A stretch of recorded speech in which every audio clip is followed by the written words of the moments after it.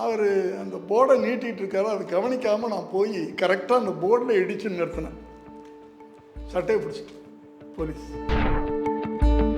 பேரன் இயக்கத்தில் நீங்கள் நடிக்க ஆசை இருக்கா? அப்படி கிடைச்சா ஒரு பெரிய பாக்கியம் தான் எனக்கு.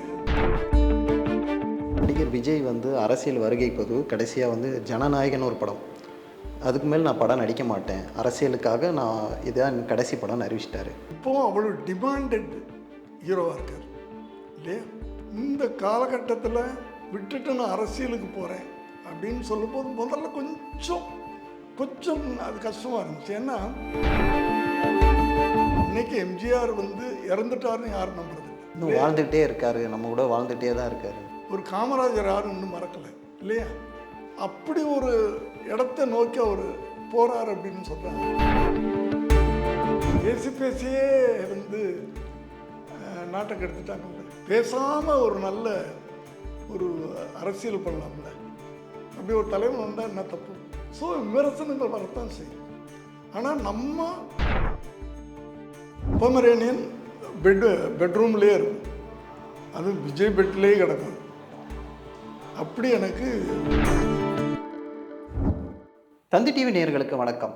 நாம் இன்றைய சிறப்பு நேர்காணலில் கூரன் படத்தின் கதையின் நாயகனாக இருக்கும் இயக்குனரும் நடிகருமான எஸ்.ஏ. சந்திரசேகர் அவர்களை தான் நேர்காணல் செய்ய போகிறோம். நிறைய கேள்விகள் இருக்குது, வாங்க கேட்கலாம். சார் வணக்கம். வணக்கம் சார், நீங்கள் ஒரு கதையை தேர்வு பண்ணி நடிக்கிறதுனால குறைவான எண்ணிக்கையில் தான், ஆனால் இது ஒரு கருத்து உள்ளதா, சமூக கருத்து உள்ளதா பார்த்து தான் ஒரு படத்தை வந்து நீங்கள் தேர்வு செய்து நடிக்கிறீங்க. இந்த கூரன் படத்தை தேர்வு செய்ததுக்கான காரணம் என்ன? என்னுடைய சினிமா பயணம் 80ல் ஆரம்பிச்சது,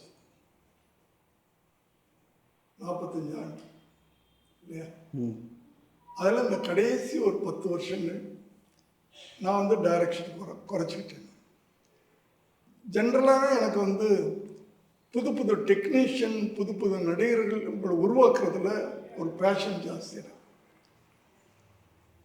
பொதுவாக என் படங்களில் பார்த்தீங்கன்னா நிறைய பேர் அறிமுகப்படுத்தியிருக்கேன். டெக்னீஷியன்ஸ், கேமராமேன்ஸ், எடிட்டர்ஸ், டைரக்டர்ஸ் உருவாக்கியிருக்கிறேன். அசிஸ்டன்ட் டைரக்டர்ஸ் எல்லாம் டைரக்டராக உருவாக்கியிருக்கிறேன். இதில் ஒரு பேஷன் எனக்கு. ஸோ இந்த 10 வருஷமாக புது இயக்குனர்களை அறிமுகப்படுத்தலாம், நல்ல கதைகள். ஏன்னா இப்போ வர யூத்லாம் வந்து டெக்னிக்கலாக வெல் எக்யூப்டாக வர்றாங்க. புதுசாக நம்ம வந்து அந்த டெக்னாலஜி வைஸ் காம்படிட் பண்ண முடியாது. டெஃபினட்டாக நாங்கள் கதை எழுதலாம், இது பண்ணலாம், ஸ்க்ரீன் ப்ளே பண்ணலாம். பட் நேரேஷனில் இப்போ வர இளைஞர்கள்லாம் ரொம்ப அற்புதமாக பண்ணுறாங்க. ஏன்னா அந்த திறமைகளெல்லாம் நம்ம பாராட்டி தான் ஆகணும். ஸோ இனிமேல் அவங்களோட நம்ம காம்படிட் பண்ண வேண்டாம், பண்ண முடியாது, பண்ண வேண்டான்றது வேற, பண்ண முடியாது. ஏன்னா ஓப்பனாக நம்ம சில உண்மைகளை ஒத்துக்கணும். ஸோ ஒரு ப்ரொடியூசராக யூத் இளைஞர்களுக்கு வாய்ப்பு கொடுக்கலாம், நல்ல கண்டென்ட் கிடைச்சா பண்ணலாம் அப்படின்னு சொல்லிட்டு இந்த 10 வருஷமாக நான் அந்த ஒரு முடிவில் டூரிங் டாக்கீஸ்லேருந்து ஒரு நடிக்கலாம், என்ன நடித்தானே வாய்ப்பு வந்தது. சினிமாவில் ஒரு டைரக்டராக பயணம் பண்ணோம், நடிக்கிறதுக்கு வாய்ப்பு வந்துச்சு. சரி, ஏதோ ஒரு விதத்தில் சினிமாவில் இருக்கிறோம். சினிமா நம்மளை விடாது, நம்ம சினிமாவோட முடியாது, அதுக்குள்ளே நம்ம இருக்கிறோம். அது ஒரு அழகான லைஃப். சினிமாவுக்குள்ளே வாழ்கிறதே வந்து ஒரு லக்கியான ஒரு இல்லை, அது ஒரு தேடல் இருந்துகிட்டே இருந்தால் தான் அது நமக்கு அது தோணிகிட்டே இருக்கும். நீங்கள் இயக்குனராக இருக்கணும் சரி, ஒரு நடிகராக இருக்கணும் சரி, சில பேர் கொஞ்சம் வருஷம் டைரக்ட் பண்ணிவிட்டு அதுக்கப்புறம் விட்டுருவாங்க, திருப்பி நடிக்க அந்த கலை பயணத்தை அதோடு அப்படியே நிறுத்திடுவாங்க. ஆனால் நீங்கள் தொடர்ச்சியாக அது இன்னும் 45 வருஷத்துக்கு மேலேயும் அதை தொடர்ந்து இருக்கனால அதுக்கு உங்களுக்குள்ள ஒரு தேடல் இருந்துக்கிட்டே தானே இருக்குது. இல்லை, அதுதான் சார். நம்ம வந்து ஒரு கவர்மெண்ட் ஜாப் இல்லை சார், ரிட்டையர்மெண்ட் ஒரு ஏஜ் இருக்குல்ல, 58 வயசான வீட்டில் உட்காந்துரு, அவ்வளோதான் உனக்கு வேலை, ரிட்டையர்ட் ஏஜ். அந்த ரிட்டையர்மெண்ட் இல்லாத ஒரு தொழிலில் இது நமக்கு அது மேலே ஈடுபாடு இருக்கிற வரைக்கும் செய்ய முடியும். நீங்கள் சினிமாவில் இருந்தவங்களெல்லாம் பாருங்கள், பாலச்சந்தர் சார் கடைசி வரைக்கும் பண்ணிக்கிட்டு இருந்தார், பாலுமகேந்திரா கடைசி வரைக்கும் பண்ணிக்கிட்டு இருந்தார், ஒர்க் பண்ணிக்கிட்டு இருந்தார் சினிமாவில். இன்னும் எனக்கு நல்ல ஞாபகம் இருக்குது. பாலுமகேந்திராவுடைய மறைவுக்கு ஒரு 12 நாளைக்கு முன்னாடி ஒரு ஒரு ஒரு ஃபங்க்ஷனில் பேசுகிறாரு. நான் வந்து 3 ஸ்கிரிப்ட் ரெடி பண்ணி வச்சுருக்கேன். இந்த வருஷம் இதை ஒன்று முடிச்சுட்டு அடுத்த வருஷம் 2 நான் கம்ப்ளீட் பண்ணணும் அப்படின்னு பேசிகிட்டு இருக்கார். அப்போது அவர் வந்து அந்த தன்னுடைய அந்த முடிவு காலத்தை பற்றி யோசனையே பண்ணலை பாருங்க, இல்லையா? அவ்வளவு அது மேலே ஒரு காதல். சினிமான்றதே வந்து ஒரு காதல் தான். அப்படியாப்பட்ட சினிமாவில் நம்ம இருக்கிறோம். அது பெரிய அதிர்ஷ்டம். அது நான் அப்படி தான் நினைப்பேன். எனக்கு ரிட்டைர்மெண்ட் கிடையாது. சினிமாவில் இருக்கிறவனுக்கே ரிட்டைர்மெண்ட் கிடையாது. அது என்னை பொறுத்த வரைக்கும் கடைசி வரைக்கும் இந்த மூச்சு, கடைசி மூச்சு இருக்கிற வரைக்கும் சினிமாவில் ஏதாவது ஒரு உருவத்தில் ஒரு டைரக்டரா, இல்லைன்னா ஒரு ப்ரொடியூசரா, இல்லை ஒரு நடிகனா, இல்லை ஒரு டெக்னீஷியனா, ஒரு அசிஸ்டன்ட் டைரக்டரா, ஏதோ ஒரு விதத்தில் நம்ம அதில் மூச்சு விட்டுக்கிட்டு இருக்கோம் அப்படின்னு நினச்சிக்கிட்டு வாழ்ந்துக்கிட்டு இருக்கேன். அதே நான் அப்படியே கூட்டி போய்கிட்டே இருக்குது. ட்ரெயிலரில் பார்க்கும்போது கோர்ட் சீன்ஸ் நிறைய வருது, வழக்கு நடக்கிற மாதிரி இருக்குது. உங்கள் படங்கள், ஆரம்ப கால படங்களையுமே உங்கள் படங்களையுமே அந்த கோர்ட் ட்ராமான்றது அது ஒரு மஸ்டான்ற மாதிரி அந்த ஒரு கோர்ட் ட்ராமா இருக்கும். ஸோ உங்களுக்கும் அது நீதிமன்றத்துக்கான கனெக்ஷன் என்ன சார்? எப்பவுமே உங்கள் இதுலேயும் அது அப்படி இல்லை சார். எனக்கு படிக்கிற வயசுலேருந்தே இல்லை உங்களுக்கு வழக்கறிஞர் ஆகணும்னு ஆசைலாம் இருந்தது. அது வழக்கறிஞர் ஆகணும், வீட்லேயும் அப்படி தான் சொல்லியிருந்தாங்க. ஏன்னா ரொம்ப இந்த மேடை பேச்சு அது இதெல்லாம் வந்து ஸ்கூல்லைலாம் அந்த பேச்சு போட்டிகள்லாம் கலந்துக்கிறது. ஸோ நீ லாயர் ஆகணும்னு தான் சொல்லிகிட்டு இருப்பாங்க. பட் எனக்கு ஒரு பீரியடில் படித்து முடித்து இந்த சென்னைக்கு வந்த புதுசில் ஒரு இன்சிடெண்ட் நடந்துச்சு. சைக்கிள் வச்சுருந்தேன். அப்போ நான் சொல்கிறது 70கள் அசிஸ்டன்ட் டைரக்டர் ஒரு சைக்கிள் வச்சுருந்தேன். வள்ளுவர் கோட்டம் பக்கத்தில் அப்போலாம் சிக்னல் கிடையாது. இந்த போலீஸ்காரன் ஒரு ரவுண்டாக வந்து ஸ்டாப்னு ஒன்று வச்சுக்கிட்டு அவன் நிறுத்துவாங்க, எடுத்துட்டா போகலாம். நான் சைக்கிளில் போகிறேன்.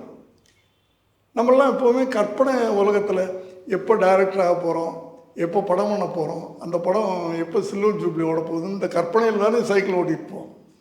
அவர் அந்த போர்டை நீட்டிகிட்டு இருக்காரு, அது கவனிக்காமல் நான் போய் கரெக்டாக அந்த போர்டில் இடித்து நிறுத்தினேன்.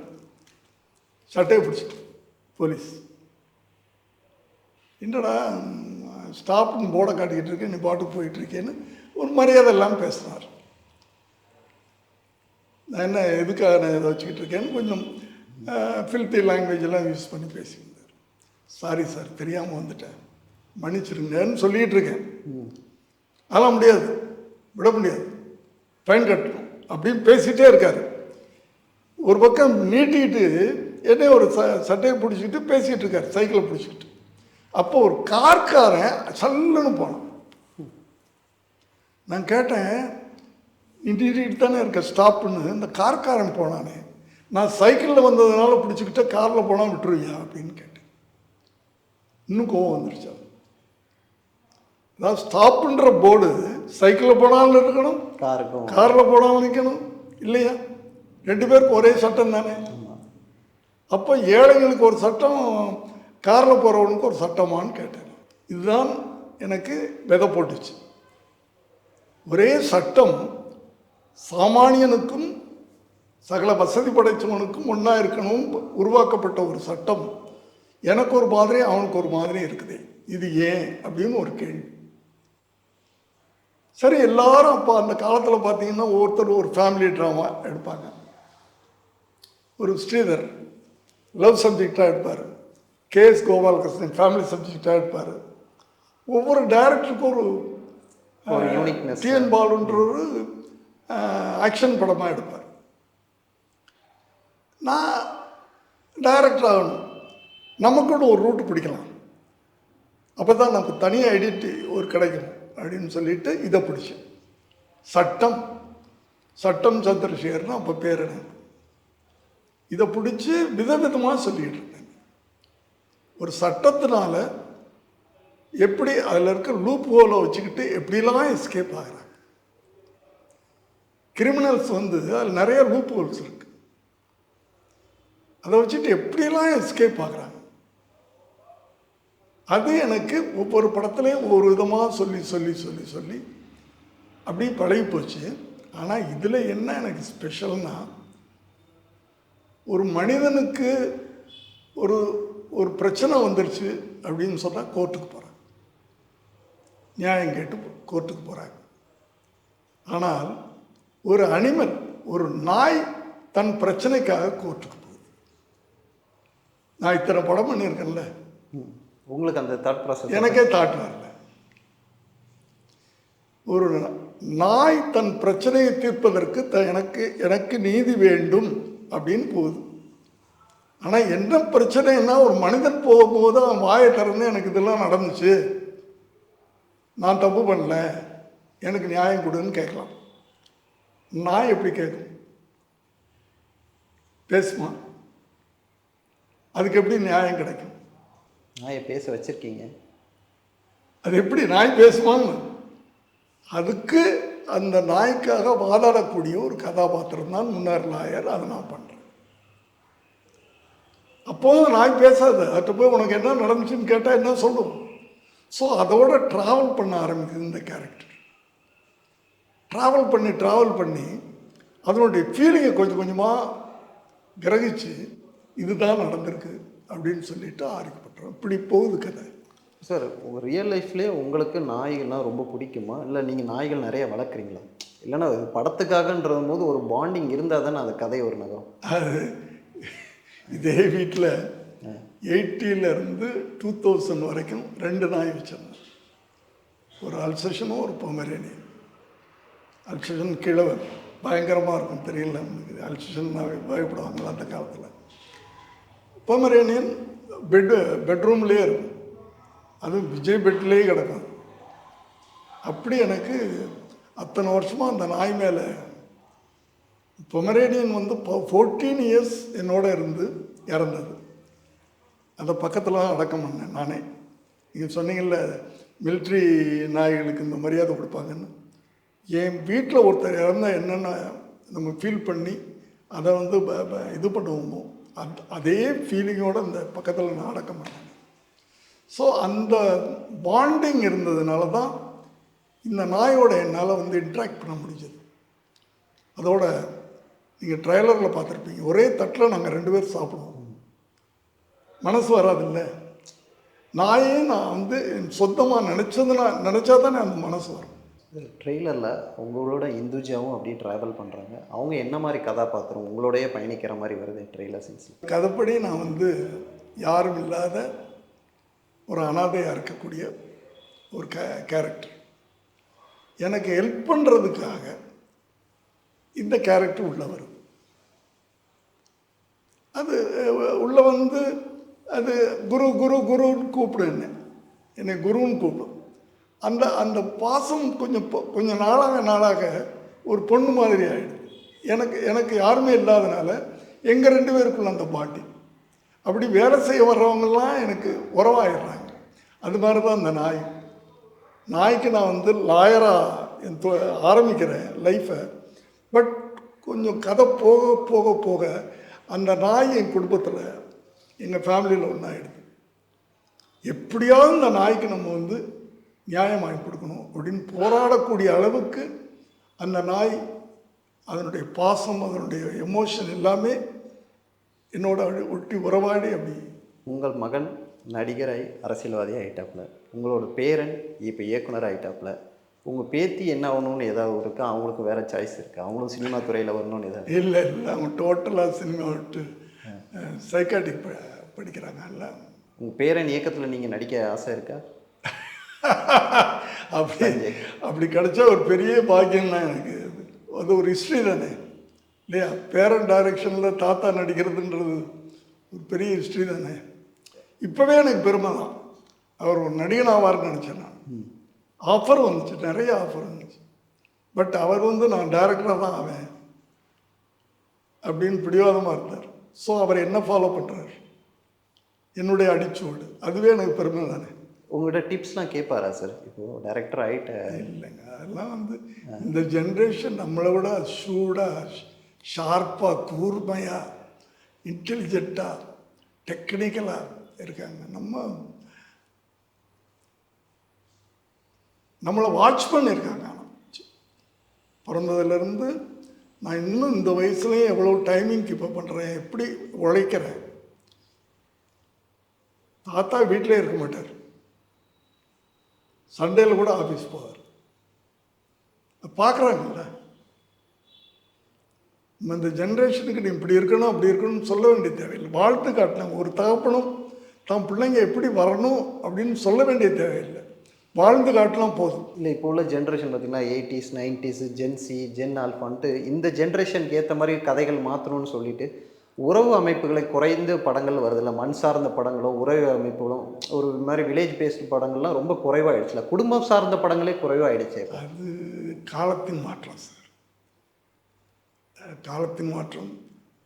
ஜென்ரேஷன் வந்து அந்த நான் சொன்ன அந்த பாண்டிங், இந்த பாசம், குடும்பம், அந்த குடும்ப உறவுகள், ஒரு அப்பா, ஒரு குடும்பம்னா அப்போ என்ன சொல்லுவோம், ஒரு குடும்பம்னா அதுக்கு என்ன மீனிங்னா தாத்தா பாட்டி, அப்பா அம்மா, மாமே மச்சான், அக்கா தங்கச்சி, இத்தனையும் சேர்ந்தது தான் ஒரு குடும்பம்னு சொல்லுவோம். இன்னும் ரொம்ப ரேராக ஏதாவது கிராமத்தில் போனால் அப்படி குடும்பத்தை பார்க்கலாம். நம்ம ரொம்ப ரொம்ப ஹாப்பியாக இருக்கும் அப்படி குடும்பத்தை பார்க்கும்போது. ஏதோ உள்ளுக்குள்ளே போகும்போது ஏதோ திருவிழா கூட்டத்தில் மாட்டிக்கிட்ட மாதிரி இருப்போம். அந்த பந்தம், பாசம், அந்த உறவுகள் எல்லாமே விட்டு போச்சு. இப்போ குடும்பம்னா கணவன் மனைவி, குழந்தை, இன்னும் சொல்லப்போனால் குழந்தை.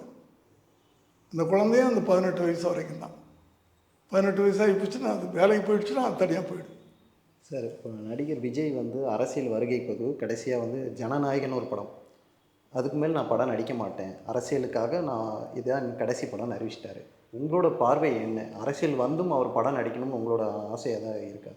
அதாவது சினிமாவில் இந்த உச்சத்துக்கு வந்ததே ஒரு பெரிய விஷயம். அதுதான் அவருடைய உழைப்பு. ஆரம்பத்தில் நம்ம வந்து கொஞ்ச நாள் ட்ராவல் பண்ணோம். இல்லை, அதோட விதை நீங்கள் தானே. நீங்கள் ஆரம்பத்தில் உங்களோட கனவு அதாக தானே இருந்தது. நிச்சயமாக சார், நிச்சயமாக ஒரு தகப்பனாக வந்து ஒரு பிள்ளை இதுதான் என் ட்ரீம் அப்படின்னு சொல்லும்போது அதை நிறைவேற்றி வைக்க வேண்டியது ஒரு தகப்பனுடைய கடமை. அந்த கடமையை நான் பண்ணேன். எல்லா தகப்பனும் பண்ணணும்ல. தன் மகன் என்னவாகணும்னு நினைக்கிறான்றதை புரிஞ்சுக்கிட்டு அதுக்கு ஒரு நம்ம அடித்தளம் போட்டு அதுக்கு முடிஞ்ச வரைக்கும் நம்ம கூட இருந்து தூக்கி விடணும்ல. அதானே ஒரு அப்பனுடைய வேலை. ஒரு கணவனுடைய வேலை மனைவிக்கு என்ன பண்ணணுமோ பண்ணணும், ஒரு அப்பனுடைய வேலை பிள்ளைங்களுக்கு என்ன பண்ணணுமோ பண்ணணும். That is is duty. அது வந்து நான் பெருசாக பண்ணிட்டேன் அப்படின்னு சொன்னால் அது பைத்தியக்காரன். எல்லா அப்பனுக்கும் அந்த டியூட்டி இருக்குது. அந்த கடமையை நான் பண்ணேன். இந்த கடமையை நான் பண்ணேன், சின்சியராக பண்ணேன், பிளான் பண்ணி பண்ணேன். அதெல்லாம் சொல்லலாம், பிளான் பண்ணி பண்ணேன். அவருடைய எதிர்காலம் இப்படித்தான் இருக்கணும். என் முதல் படத்தினுடைய டைட்டிலே நீங்கள் பார்த்தீங்கன்னா அதுக்குள்ள நிறைய அர்த்தங்கள் இருக்கு. 92 வச்ச டைட்டில் நாளைய தீர்ப்பு. அந்த தீர்ப்பு தான் இன்னைக்கு எழுதப்பட்டிருக்கு, நிஜமாக இருக்குது அந்த தீர்ப்பு இல்லையா. சும்மா ஏனோ தானோ அந்த டைட்டில் வைக்கல. சினிமாவுக்கு அவர் நடிகனாக வரணும் அப்படின்னு என்னைக்கு நினைச்சாரோ அன்னைக்கே நான் வந்து எனக்குள்ள ஒரு பிளான் பண்ணிக்கிட்டேன், நாளைக்கு அவர் இப்படி வரணும் அப்படின்னு சொல்லிட்டு. அதை போல் வந்தார் அவர்.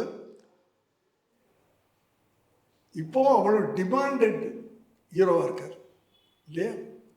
இந்த காலகட்டத்தில் விட்டுட்டு நான் அரசியலுக்கு போகிறேன் அப்படின்னு சொல்லும்போது முதல்ல கொஞ்சம் அது கஷ்டமாக இருந்துச்சு. ஏன்னா சினிமாவில் இந்த உச்சத்தை அடையிறது சாதாரண விஷயம் இல்லை. எல்லோரும் கிடைச்சிடாதில்ல, எல்லோரும் உழைக்கிறாங்க, எல்லா நடிகரும் உழைக்கிறாங்க, எல்லாரும் அந்த நிலைமைக்கு வரணும்னு தான் ஆசைப்படுறாங்க. நான் எல்லாருக்கும் அந்த இடம் கிடைக்கிறது இல்லை. இவர் கிடைச்சது. ஐயோ போகிறாரேன்னு நினச்சேன். ஆனால் இன்னொரு விதத்தில் எனக்கு கொஞ்சம் என்னுடைய படங்களும் சரி, என்னுடைய நேச்சரும் சரி, கொஞ்சம் இந்த சமூகம், சமுதாயம், அந்த அக்கறை அதிகம் எனக்கு. என் படங்கள் அதை சொல்லும். என் படங்களில் 80-90% படங்கள் வந்து இது ஒரு மெசேஜ் ஓரியன்டாக தான் இருக்கும். நாடு மக்கள் இதை பற்றி கொஞ்சம் கவலைப்படுவேன். அரசியலுக்கு வரலையே தவிர ஒரு சமூக போராளி அப்படின்னு தான் சொல்லுவேன். சினிமாவுக்குள்ளே ஒரு சமூக போராளியாக தான் என்ன நான் அடையாளப்படுத்திக்கிட்டேன்.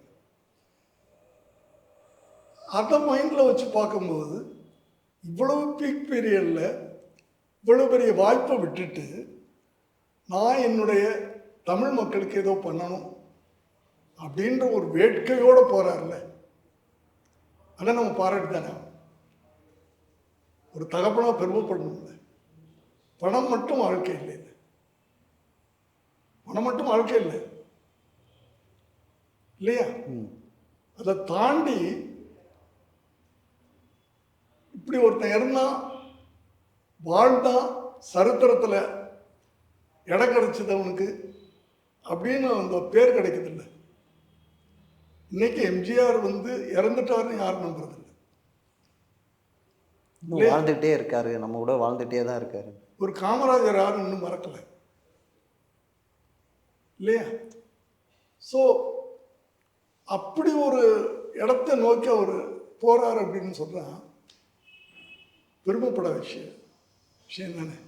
இப்போ அவர் அரசியல் கட்சி தொடங்கி கிட்டத்தட்ட 1 வருடம் ஆயிடுச்சு. இப்போ 2வது ஆண்டு தோக்க போகிறாங்க. இந்த 1 வருடத்தில் அவர் மேலே வைக்கிற விமர்சனம்னா ஒர்க் ஃப்ரம் ஹோம் பாலிடிக்ஸ் பண்ணுறாரு, விசிபிலிட்டியாகவே இல்லை, எல்லாமே பனையூருக்குள்ளே அலுவலகத்துக்குள்ளே முடிச்சிடறாரு, மக்களை சந்திக்கவே இல்லைன்றது எதிர்க்கட்சிகளோட குற்றச்சாட்டு இருக்குது. இது எப்படி பார்க்குறீங்க?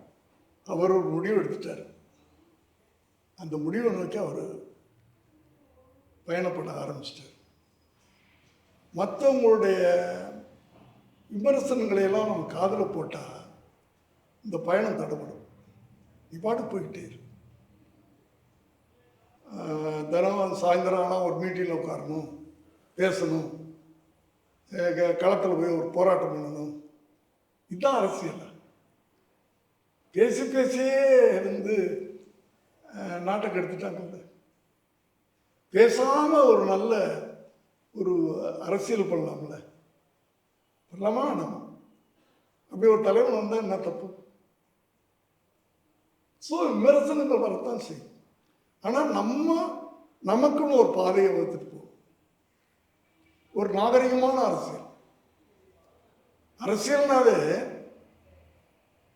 அடுத்த கட்சியை திட்டுறதுதான் அரசியல்னு ஒரு அது ஒரு நாகரிகமாக இருக்கு இல்லையா?